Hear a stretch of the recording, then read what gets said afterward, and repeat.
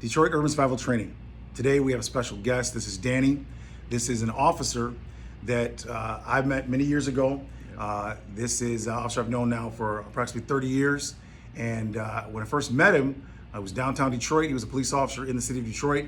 And now he's a police officer working outside of the Detroit Police Department. But you retired what year? I retired 8 years ago, 2013 from Detroit.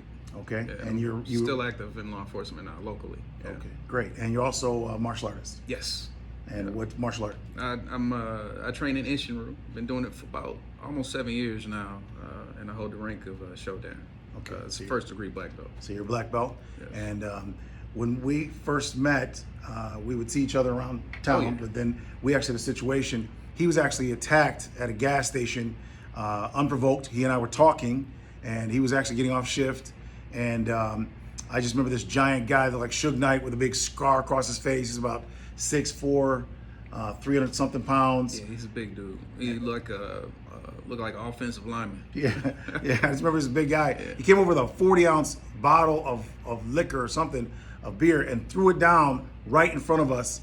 And I remember thinking, why would you do that? What kind of, this is an on-duty police officer, a sergeant with a gun on, and another officer with you, right? There's another officer with you. She was off duty, yeah. Yeah.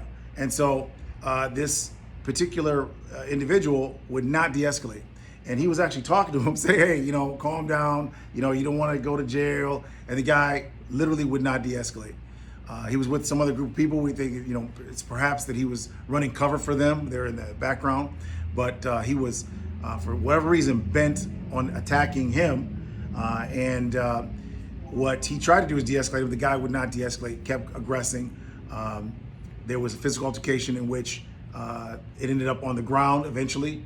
He used a technique to get his hands off of the officer's clothing, which is the thumb technique, which you see a lot of our videos. That thumb technique is a great tool, but this is the first time I actually used it in a situation where someone was getting arrested, and it worked great. The individual was also very powerful, was trying to get up off the ground. We pushed the elbow forward, slammed him forward, but he put a great combination on this individual. And to give you the resilience, I remember when I saw you punch that guy, it was amazing. Your combination was so tight. I was like, this guy's got skills. So what do you remember about that situation? Well, first let me say you have a hell of a memory. I guess it's been so much over the course of the years, because that was almost 20 years ago when it was it like happened. over 20 but years. I'll never forget it though. I was very appreciative, man. You and your guys that day, I really was, because that was a joke was huge. Yeah, but you got a hell of a memory. So what I remember about that day is the guy was with his friends, and it was 2 carloads, and they were just clowning. They were cutting up downtown gas station, Speedway, for people that's local, right there on Jefferson and 375. Which used to be a big hangout. In the parking lot, clowning. And I saw a friend of mine who had just gotten promoted putting gas in her car, and I pulled up to speak to her and congratulate her, and I saw all this chaos.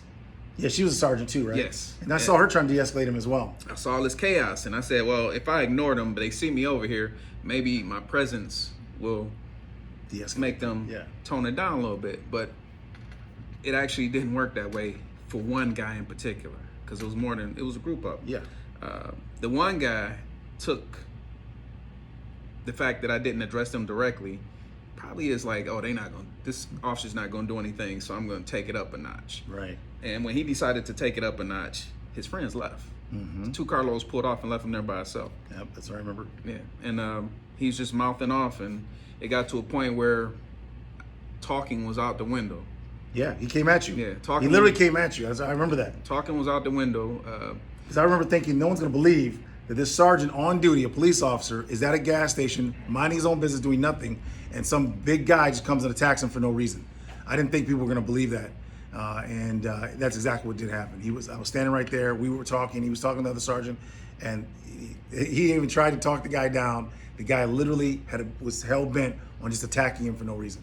Yeah. So at that point, at a certain point, I knew the guy was going to jail. So you're not going home, you're not gonna walk away from here, you're going to jail. So Dale has a better memory of the details of the event. I remember one thing in particular I did to the guy, but I don't remember the combination because it happened so fast. Yeah. And I was just trying to get this guy, trying to get the best of him. And I remember we was on the ground rolling with him, and yo guys, man, y'all just came and whoop whoop, locked in on him, and you know, I'm to this day, anytime somebody has anything to say about you guys, I stand up for you when Thank not you. around. I saw that because- online. He actually spoke up. There were some people that are not familiar with our organization and the fact that we've helped lots of police officers in these situations, and much worse situations involving firearms engagements.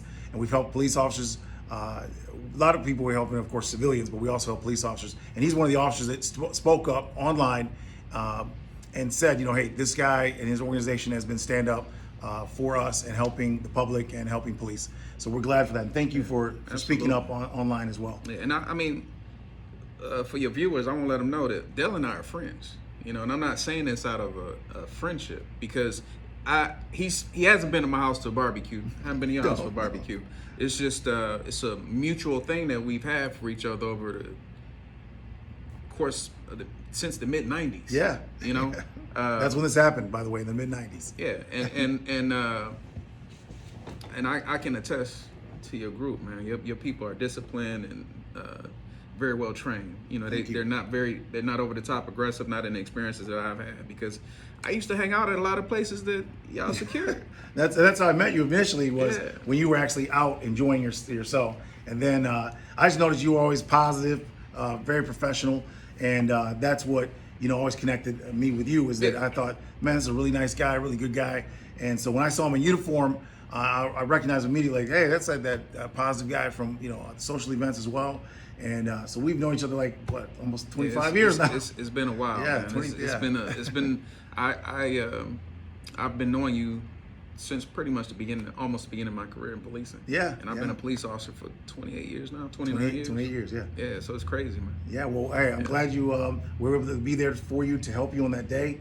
And then, you know, looking forward to, and we did some training today. What do you think of our training today? So, I have a lot to say, because I see a lot of the comments that are made online, and the stuff you showed me today was good. Okay. I learned something. Excellent. Absolutely. Glad to see that. So I mean, I'm never too big to say I can't learn anything new every day. Every day we live, we should learn something new, right? Agreed. So, just give me a moment. I just want to take advantage of this, man, to talk about some of the things that I've seen people comment on, some of the techniques that you demonstrate, right? A lot of people say, if you do that, you're gonna die. You know, and we hear that a lot. And what I have to say to this is, if you don't do it, you might die. So the key to it is, when you're in a situation and you have to determine whether or not death or great bodily harm is imminent, and you have nothing but your hands, if you have something in your bag, meaning a technique that you can pull out in a life or death situation, you need to pull it out and you need to attempt to save your life. Yeah, because absolutely. you can't. Are you just gonna stand there and let somebody kill you? Right, you're not supposed to. Are you gonna stand there and let somebody kill you, or are you gonna stand there and try to defend yourself? Ask yourself that question. Then you will think about these techniques. They work. You just have to use them in repetition, and they can work. You know, most times when people trying to hurt you, they don't expect you to fight back. No, they don't, especially with guns. Yeah. Nobody fears anyone and then puts a gun to them. That's extremely rare. The reason why you pull a gun is to control, manipulate, to dominate the other person. And it's a control tool. It's not really a killing tool. That's why they don't usually just start shooting people. That's why they usually point it, give commands, tell you what to do, try to get you in the trunk of a car, get you on your knees, or whatever they're trying to do with the gun is power and control. And the goal there is to abuse you. And so, remember, most guns are not used to kill people. They're used to control and abuse. And then during that process, they might decide to kill you at some point later. And if that is something that you believe is going to happen, our training is specifically designed to give you intelligent options so you don't just have to let yourself get killed. We don't want you to die. We want you to say, hey, you know what?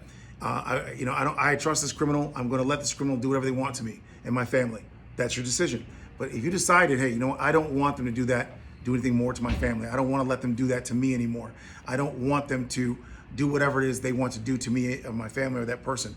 Then we want you to have some intelligent options based on science, based on what would actually help you defend your life and lives of others. So that's the purpose of our training. It's really for your real life. And then it's officers like this, we're glad that we were able to be there to help them, especially in his situation where the person was hell-bent on attacking the officer. And this is just an example, the fact that the training that we're teaching, these are principles, these are based on actual experiences, things we've actually done in real life. So when you're learning from us, you're learning tactics and training that was used in real life. You're learning things that we learned from having boots on the ground and having to deal with violent criminals. Okay, so I want to be clear, this training is not sport training. You'll see a lot of different martial arts mixed in ours. And what you won't see though is tapping out, taking off of your shoes, or the use of techniques that are based on sport or timing or something that deals with your weight class. Because in real life, you're gonna be dealing with multiple aggressors. Almost always someone's gonna be bigger than you. According to the FBI, your average attacker is 6 inches taller than you and obviously out of your weight class. Otherwise they wouldn't attack you. So if your training is based on weight class, it requires those kinds of things, then obviously it's not gonna help you in a real life altercation. So our goal is to take what we learned in situations in Detroit, helping people in real life and helping police officers, and use that information to help you and your family survive. Thank you. Thanks for